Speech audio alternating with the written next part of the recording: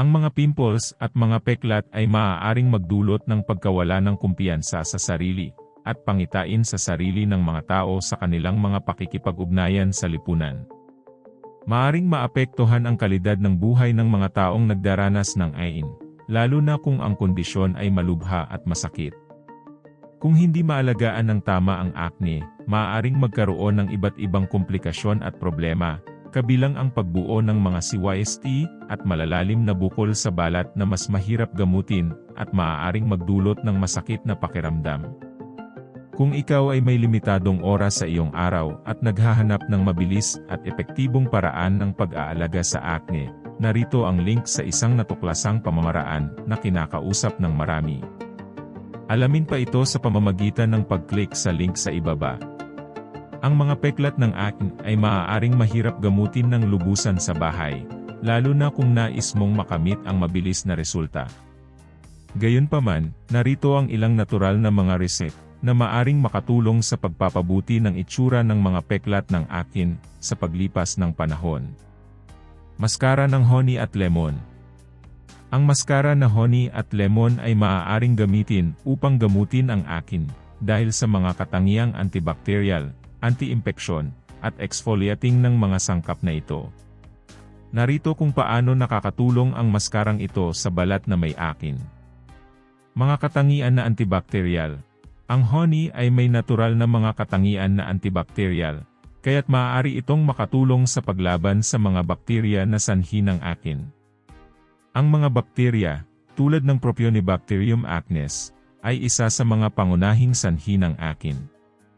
Ang honey ay tumutulong sa kontrolin ang paglago ng mga bakterya sa balat. Mga katangian na anti-inflammatory. Madalas ang acne ay nauugnay sa pamamaga ng balat. Ang honey ay may mga katangian na anti-inflammatory na maaaring makatulong sa pagpapabawas ng pamumula at pamamaga na dulot ng acne. Mahinang exfoliation. Ang juice ng lemon ay may kaunting asidong dulot ng citric acid. Ito ay maaaring magsilbing mahinang exfoliant na tumutulong sa pagtanggal ng mga patay na balat at pag-alis ng mga nagdudulot ng bara sa mga pores. Ang mahinang exfoliation ay maaaring makatulong sa pagsugpo sa pag-accumulate ng sebo at patay na balat na maaaring magdulot ng pagbuo ng pimples. Ihalo ang isang kutsarang honey kasama ang ilang patak ng sariwang katas ng limon. Ilagay ang halo sa mga peklat ng acne at hayaan itong gumana sa loob ng 1-15 minuto. Banlawan ng mainit na tubig.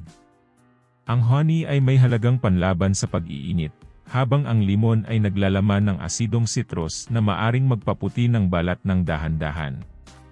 Gamitin ito ng maingat, sapagkat ang limon ay maaaring malakas at magdulot ng irritation sa balat. Aloe vera. Kilala ang aloe vera sa mga mayroong mga katangian na nakakakalma at anti-pamamaga na maaring makatulong sa pagbawas ng pamamaga at pula ng balat na nauugnay sa acne. Ito rin ay nakakapagpabuti ng pagkakaroon ng kahalumigmigan sa balat na mahalaga para sa mga taong may acne, dahil ang ilang mga paggamot ay maaring magdulot ng pagka-dry ng balat. Ang aloe vera ay maaring makatulong din sa pabilisin ang proseso ng paggaling ng mga maliit na sugat at pamamaga sa balat, na maaaring makatulong sa mga maliliit na peklat dulot ng acne. Gayunpaman, para sa mga malalalim at masusugat na peklat dulot ng acne, maaaring hindi ito gaanong epektibo, at maaring kinakailangan ang ibang medikal na paggamot. Paghahanda, maghugas ng mukha ng maayos gamit ang banayad na pampalinis ng mukha at mainit na tubig. Patuyuin ang mukha gamit ang malinis at malambot na tuwalya. Pag-extract ng gel. Kung ikaw ay gumagamit ng sariwang dahon ng aloe vera, putulin ang isang bahagi ng dahon at kuhanin ang gel mula dito.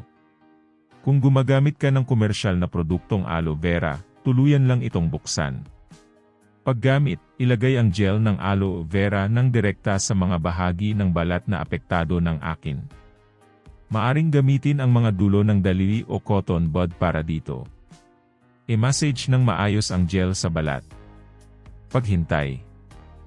Hayaan ang gel ng aloe vera sa balat ng hindi bababa sa 15 20 minuto. Kung ginagamit ito bilang pangkalahatang hydrating, maaring iwan ito sa balat ng hindi na hinuhugasan. Kung ito ay ginagamit bilang maskara para sa pag-treat ng akin, banlawan ito gamit ang mainit na tubig pagkatapos ng itinakdang oras. Maskara ng turmeric at yogurt. Ang maskara ng turmeric at yogurt ay isang popular na bahay na lunas para sa paggamot ng asin, dahil sa mga anti-impeksyon, at antioxidant na mga katangian ng turmeric, pati na rin ang mga benepisyo ng yogurt para sa balat. Narito ang mga hakbang kung paano ito gawin at gamitin. Mga sangkap. 1 kutsarita ng turmeric powder, tiyakin na ito'y purong turmeric at hindi maalat. 2 kutsarang sopa ng natural na yogurt, walang asukal, walang lasa. 1 kutsarita ng honey, optional, para sa karagdagang mga katangian sa pag-hydrate. Mga hakbang. Hugasang mabuti ang mukha. Simulan sa pamamagitan ng paghuhugas ng mukha gamit ang isang banayad na sabon para alisin ang dumi at sobrang langis.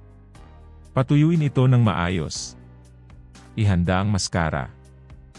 Sa isang maliit na mangkok, haluin ang turmeric powder at natural na yogurt. Kung nais mong magdagdag ng karagdagang mga katangian sa pag-hydrate, magdagdag ng kutsarita ng honey at haluin ng mabuti. Pag-a-apply.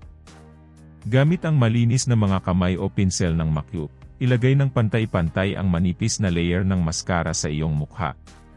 Iwasan ang mga bahagi ng mata at labi, dahil ang turmeric ay maaaring magdulot ng pansamantalang pagkakulay ng balat. Hayaang magtagal. Hayaan ang maskara na manatili sa balat ng mukha sa loob ng mga 15 tandang bawas 20 minuto, o hanggang ito ay lubos na magtagumpay. Banlawan. Pagkatapos ng oras na ito, banlawan ang maskara ng maayos gamit ang mainit na tubig. Maaari mong gamitin ang isang malambot na tuwalya para matulungan kang alisin ang maskara, ngunit maging maingat upang hindi magdulot ng irritation sa balat. Mag-hydrate. Pagkatapos banlawan ang maskara, mag-apply ng isang magaan, at hindi nagiging sanhi ng pagsusugat na moisturizer sa iyong mukha. Ito ay makakatulong na panatilihin ang iyong balat na hydrated. Maskarang kamatis. Ang maskarang kamatis ay maaaring makatulong sa paglaban sa akin, dahil sa mga sumusunod na benepisyo nito. Anti-impeksyon.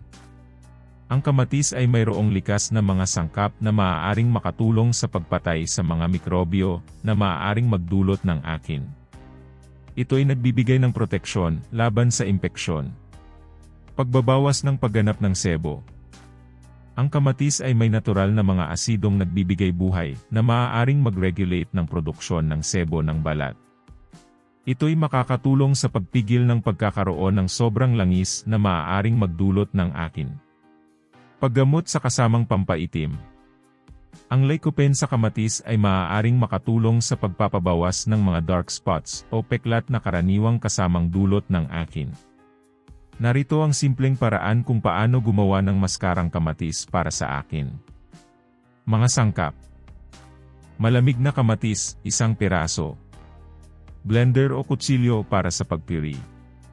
Kutsara o kamay para sa pag-a-apply. Mga hakbang. Hiwain ang kamatis sa maliliit na piraso o ipiri ito sa blender hanggang maging parang paste. Maghugas ng mabuti ng mukha at patuyuin ito ng maayos. Gamit ang kutsara o kamay, ilagay ang paste ng kamatis sa mga apektadong bahagi ng mukha o buong mukha kung kinakailangan. Hayaan itong magtagal ng mga 15 tandang bawas 20 minuto. Banlawan ang mukha ng maayos gamit ang maligamam na tubig at patuyuin ng bahagya.